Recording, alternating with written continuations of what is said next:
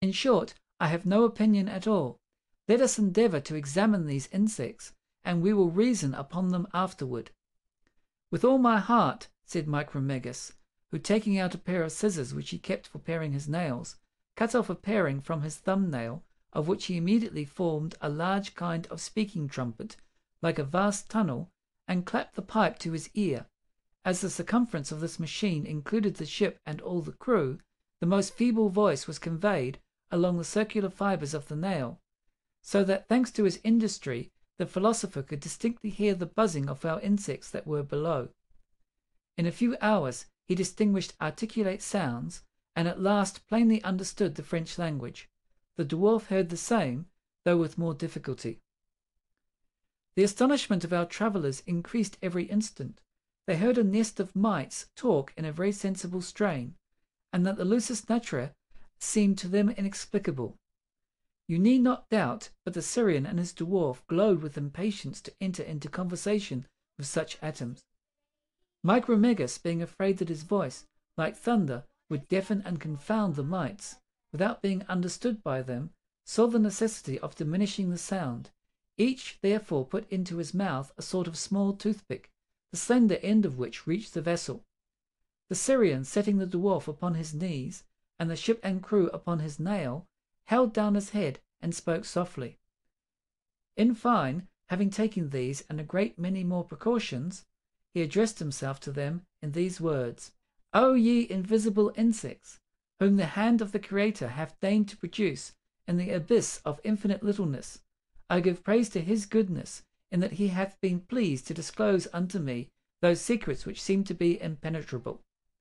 If ever there was such a thing as astonishment, it seized upon the people who heard this address, and who could not conceive from whence it proceeded.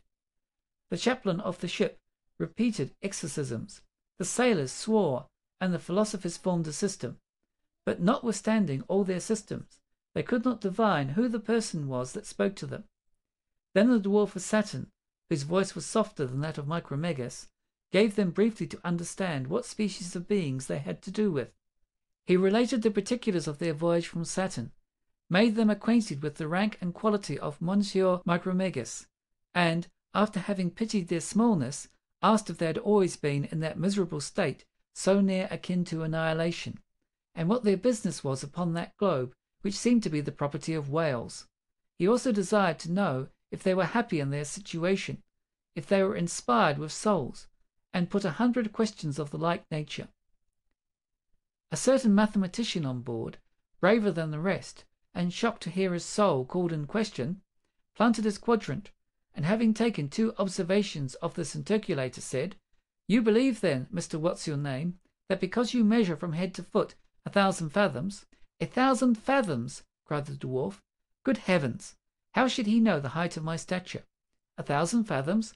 My very dimensions to a hair. What? Measured by a mite? This atom, forsooth, is a geometrician, and he knows exactly how tall I am, while I, who can scarce perceive him through a microscope, am utterly ignorant of his extent. Yes, I have taken your measure, answered the philosopher, and I will now do the same by your tall companion. The proposal was embraced.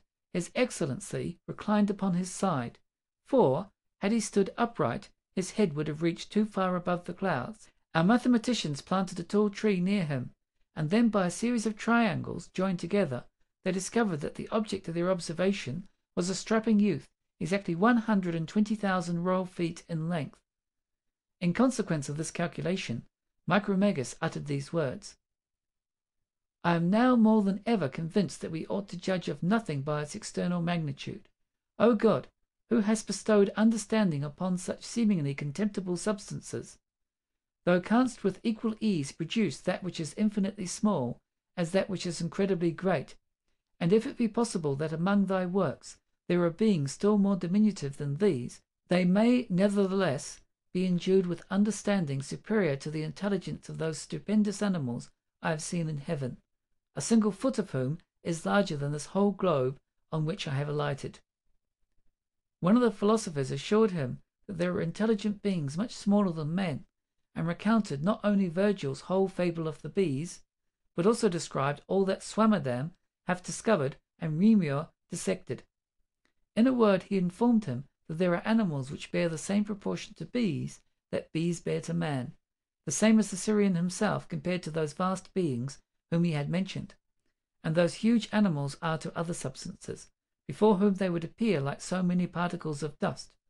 Here the conversation became very interesting, and Micromegas proceeded in these words: O ye intelligent atoms, in whom the Supreme Being hath been pleased to manifest his omniscience and power, without all doubt your joys on this earth must be pure and exquisite, for being unencumbered with matter, and to all appearance little else than soul, you must spend your lives in the delights of pleasure and reflection, which are the true enjoyments of a perfect spirit. True happiness I have nowhere found, but certainly here it dwells.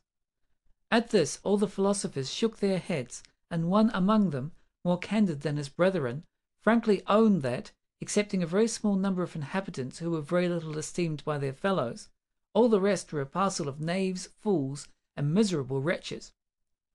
We have matter enough, said he, to do abundance of mischief, if mischief comes from matter, and too much understanding, if evil flows from understanding.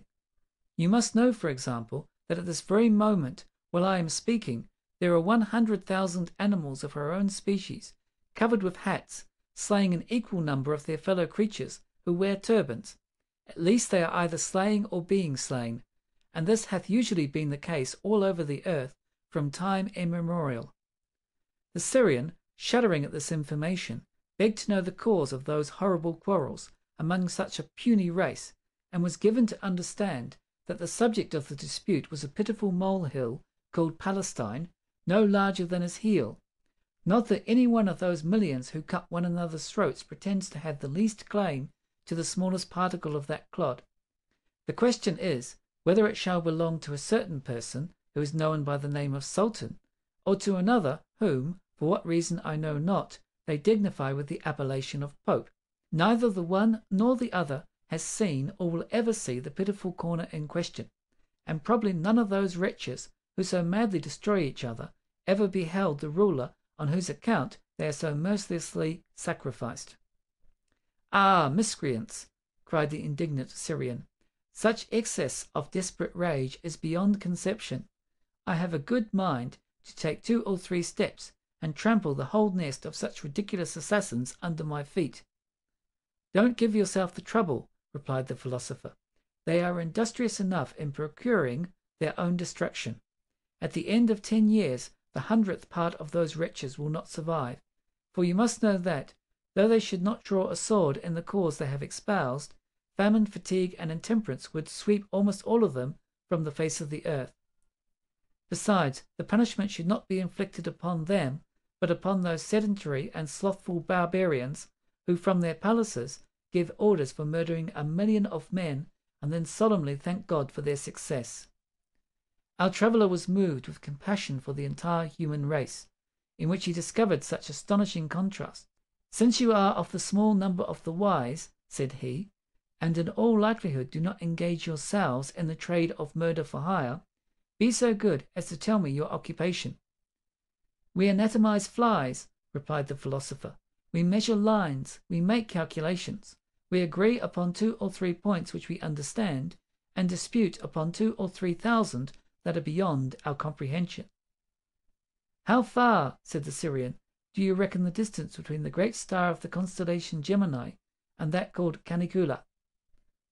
To this question all of them answered with one voice, 32 degrees and a half.